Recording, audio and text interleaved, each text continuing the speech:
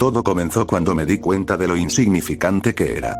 Nadie me veía, nadie me escuchaba, nadie me entendía. ¿Por qué debería seguir soportando el desprecio de los demás? La vida, tal como la conocía, ya no valía la pena. La gente caminaba por las calles, con sonrisas falsas, criticando y señalando a quienes no se ajustaban a sus estúpidos estándares. Y yo era uno de esos. El raro, el marginado, el solitario. Pero ya no más, me llamo Lucas. ¿Por qué sigo llamándome así? ¿Acaso alguien me conoce de verdad? No lo creo. Siempre fui el chico raro de la escuela, el que no encajaba, el que prefería quedarse en casa leyendo, el que no sabía cómo encajar en esa sociedad superficial que parece tener todo resuelto. Ya no más, pensé. ¿Por qué seguir luchando por encajar en un mundo que te hace sentir que no eres suficiente? ¿Por qué seguir siendo el tonto que sonríe cuando otros te pisotean? Lo más difícil no era ser ignorado, sino ver cómo todos se movían a sus vidas como si nada estuviera mal. La gente que siempre fue cruel, la que me hizo sentir que no valía la pena, se paseaba por la ciudad sin el menor remordimiento. Sonreían, reían, como si el sufrimiento ajeno no existiera. Y mientras yo me desmoronaba, ellos solo se dedicaban a vivir, como si fueran mejores, como si estuvieran por encima de mí. Ya no más. Y ahí fue cuando lo decidí. La gente que me rodeaba, la que me marginaba, la que me empujaba, todos esos seres que se creen perfectos, iban a aprender lo que era realmente el dolor. No podía solo quedarme en mi rincón, viéndolos vivir sus vidas sin ningún tipo de conciencia. No. Tenía que hacer algo. Y fue entonces cuando encontré el camino. La biología, las células, el virus. Algo sencillo, pero letal. Algo que pudiera hacerlos sentir lo que yo había sentido durante tantos años. Pasaron meses, pero lo logré.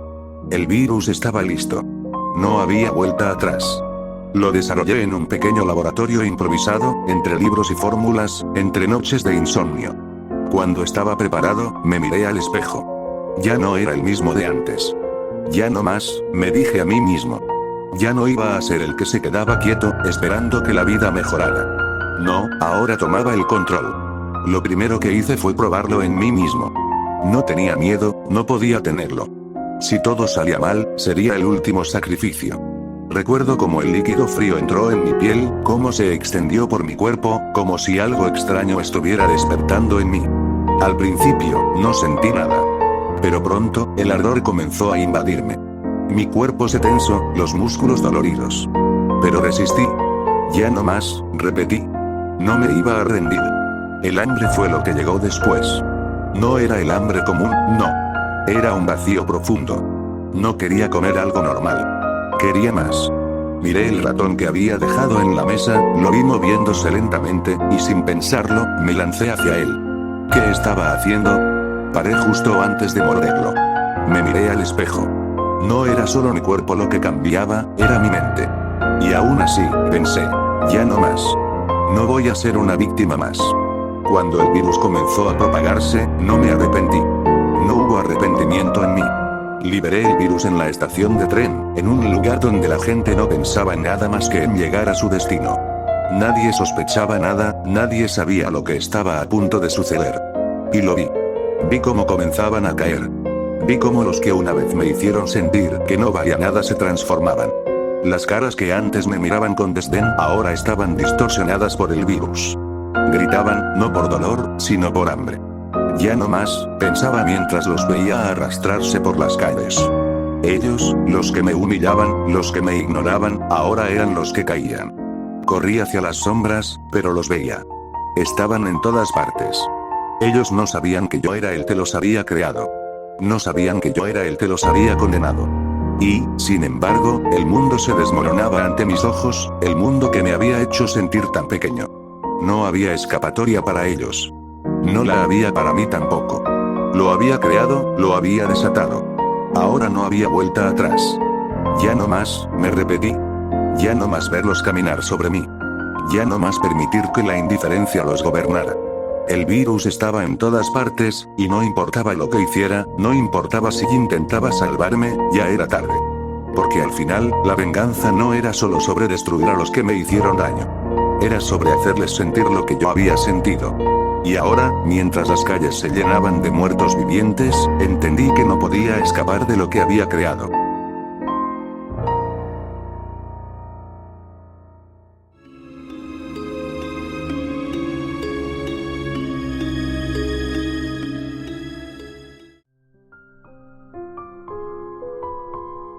El olor del cadáver sigue impregnado en la casa, como si no hubiera forma de escaparse de él. El aire es denso, pesado, casi puede saborearse. La casa está demasiado callada, como si el silencio estuviera esperando a que algo suceda, algo que rompa la rutina de la muerte que hemos creado aquí. Cada vez que sus ojos vacíos se posan sobre mí, me pregunto si de verdad está viendo algo, si hay algo dentro de él. Pero sé que no.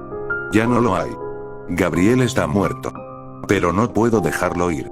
Cuando todo empezó, cuando el caos se desató en las calles y las noticias hablaban de infectados, pensaba que era solo una mala pesadilla. La gente caía por los infectados, pero nada de eso me afectaba, no directamente. Fue hasta el día en que Gabriel llegó a casa con esa mirada perdida, con la piel palidecida y la boca manchada de sangre, que entendí lo que realmente estaba pasando. Mi primer impulso fue salir corriendo, salir del lugar antes de que esa enfermedad nos alcanzara. Pero no. No podía dejar a mi hijo atrás. Gabriel, con esos ojos que aún me reconocían, con su cuerpo frío, su respiración apagada. Quise que todo fuera un mal sueño. Lo llevé dentro, lo acosté en su cama, y traté de encontrar una respuesta. Nada en las noticias decía algo claro sobre qué hacer. Nadie sabía cómo detenerlo. Nadie sabía cómo detener esto. Entonces, lo que quedaba, lo único que podía hacer, era quedarme allí, esperando que algo, algún milagro, ocurriera. Me dije en voz baja, como una promesa rota. No puedo dejarlo ir, ya no podía. No lo haría. No lo dejaría ser solo otro número en una lista. No lo dejaría ser otro cadáver en las calles. A pesar de lo que su cuerpo decía, aún lo veía allí, mi hijo. No podía aceptarlo de otra manera. Lo mantenía a salvo, o eso me decía a mí mismo. Nadie sabía lo que hacía. Nadie sabía lo que se estaba sucediendo en esta casa. Y cuando alguien tocaba la puerta, cuando alguien intentaba acercarse, sabía que no podía dejar que lo vieran. Porque no entendían. Nadie entendería lo que haría por mi hijo. Nadie. El tiempo se desdibujaba. Las horas se convertían en días, los días en semanas. Gabriel seguía ahí, sin moverse. Su cuerpo ya no era el de un niño. Estaba hinchado, con la piel tensa y una palidez que no podía ser ignorada. No dormía, no comía, solo lo observaba. Y cuando me acercaba demasiado, sus ojos vacíos me seguían, pero sin reconocerme. ¿Estaba vivo en algún lugar profundo de su ser? No podía saberlo. Ya no podía saberlo. Y, sin embargo, no podía dejarlo ir. A veces, me preguntaba si su alma se había ido. Si esa mirada vacía que me devolvía no era más que un reflejo de mi desesperación. A veces, incluso pensaba que era peor tenerlo ahí, porque ver a Gabriel en esa cama, en ese estado, me recordaba que ya no estaba. Que no podía hacer nada para devolverle lo que una vez fue. Lo que hiciste no tiene sentido, Marcos. Él está muerto, me decía la voz en mi cabeza. Y, en esos momentos, tenía que detenerme. Tenía que recordar que era solo un niño. Que él era solo un niño. Un niño que ya no estaba. ¿De qué servía todo esto? ¿De qué servía mantener su cuerpo, mantenerlo en esta casa, con la esperanza absurda de que algo fuera a cambiar? ¿De que él volviera a ser quien era? Ya no veía su sonrisa. Ya no escuchaba sus risas o sus gritos de alegría. Ya no lo escuchaba correr por la casa. Solo escuchaba el silencio de un cadáver que se movía. Una noche, mirándolo, me dije, ¿qué me queda, Gabriel? Me senté junto a su cama, observando esos ojos que alguna vez me miraron con tanta ternura. Y pensé en todo lo que habíamos sido, en todo lo que habíamos compartido. ¿Dónde había quedado ese niño? Ese niño que corría por el jardín, que me abrazaba con fuerza y me decía que todo estaría bien. Lo miré y susurré, te extraño tanto. Sabía que ya no podía escucharme, pero decirlo me daba algo. Algo pequeño. Algo que me mantenía cuerdo. Las semanas siguieron pasando, y aunque traté de continuar con mi vida, una parte de mí se rompió cada vez que entraba en esa habitación. La imagen de Gabriel, de su cuerpo muerto, pero aún aquí, me perseguía constantemente. A veces, cuando creía que ya no podía soportarlo más, me despertaba en medio de la noche y lo veía allí, observándome. Pero no era el hijo que conocía. No lo era. El cuerpo que una vez fue mi hijo, ahora parecía un extraño. Y si mi hijo aún quedaba dentro de esa carne, si alguna parte de él estaba viva, ¿por qué me miraba como si fuera un extraño? ¿Por qué, incluso ahora, cuando le hablo, cuando le cuento sobre los días que perdimos, no responde? ¿Por qué su mirada es vacía? A veces, creo que lo peor de todo no es lo que está pasando aquí, sino lo que siento. La culpa. La angustia. Porque me doy cuenta de que, tal vez, ya no lo amo. Tal vez, lo que hago no es por amor, sino por miedo. Miedo a aceptar que mi hijo está muerto, miedo a soltarlo. Tal vez todo esto no es por él. Tal vez todo esto es solo por mí.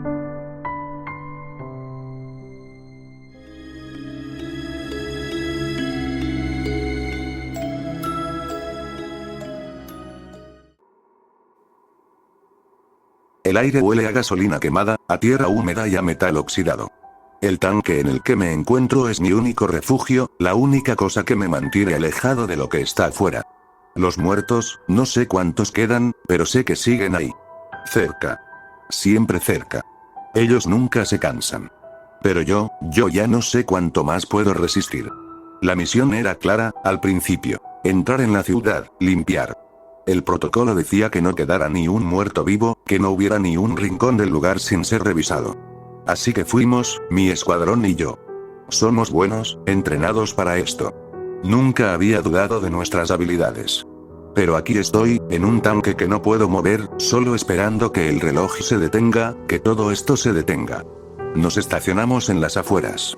Sabíamos lo que había dentro. Cadáveres en descomposición, estructuras colapsadas, pero no nos imaginábamos que el verdadero enemigo no era solo el virus. Nos confiamos demasiado.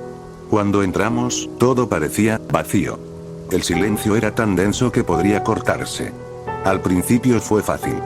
Disparábamos a lo que se movía, limpiando las calles de lo que ya no eran humanos. Pero las cosas se complicaron rápido. No había ruido, solo los crujidos de los muertos al caer. Después, algo pasó. No lo vi venir, pero cuando lo hizo, ya era demasiado tarde. Una horda apareció de la nada, una mezcla de sombras, cuerpos arrastrándose, moviéndose en una masa homogénea de descomposición y hambre. No hubo tiempo de reaccionar, solo de disparar, de tratar de detenerlos antes de que nos rodearan. Pero fuimos superados, uno por uno. Escuchaba los gritos a través de la radio. El sonido de mis compañeros cayendo, luchando, sucumbiendo al abrazo mortal de los muertos. Yo estaba ahí, dentro de este tanque blindado, sin poder hacer nada. Mi visión se nubló, escuchaba sus voces distantes, como ecos, hasta que la radio murió. Nunca pensé que sería yo quien quedara vivo. Solo yo. El último sobreviviente. Mi pierna duele. Al principio no lo noté. Estaba en shock, temblando, observando el caos desde mi posición, intentando hacer un cálculo mental de lo que quedaba. Pero cuando miré, vi la herida. El mordisco, claro como el agua. Nada grave, pensé al principio. Pero la fiebre llegó rápido. Muy rápido.